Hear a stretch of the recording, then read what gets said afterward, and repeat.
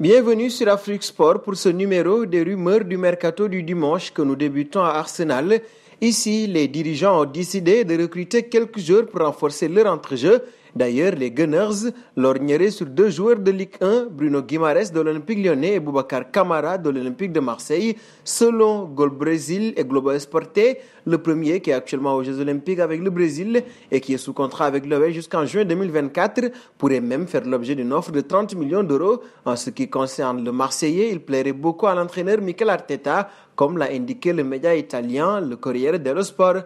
Nous partons d'ailleurs en Italie. Ici, Raja Nainggolan va retourner dans le club où il était prêté l'année passée. En effet, l'international belge, âgé de 33 ans, serait sur le point de faire son retour à Cagliari, comme l'indique la presse italienne. Sauf surprise, il devrait s'y engager pour les 2 prochaines saisons. L'année dernière, il avait disputé 22 matchs et inscrit un but en Série A avec la nouvelle formation de Kevin Strootman. Il n'y a plus qu'à attendre l'officialisation.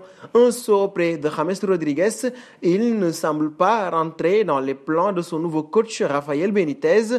En effet, si l'on en croit les dernières révélations de la presse espagnole, l'ancien entraîneur de Newcastle et Liverpool n'est pas convaincu que l'international colombien soit prêt à tout donner pour le club cette saison. Le point de la discorde serait l'état de forme du joueur qui, pourtant privé de Copa América, est revenu de vacances avec des kilos en trop. Sa situation contractuelle n'arrange pas sa situation également. Selon le journaliste Ekrem Konur, un transfert au Milan AC serait toujours envisagé. De James, nous passons à Icardi, alors que son nom a circulé à plusieurs reprises du côté de départ.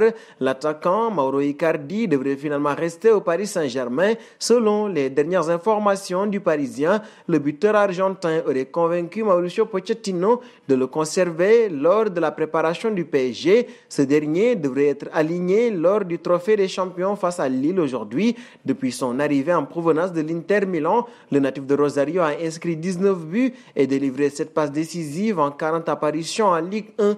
Et nous filons en Angleterre retrouver Bernardo Silva. Il n'a joué que 26 rencontres de Premier League l'année dernière pour 2 buts et 6 passes décisives. À 26 ans, l'international portugais a encore beaucoup à donner bien sûr au football et il semble qu'un départ soit donc le mieux pour lui comme pour City à ce jour.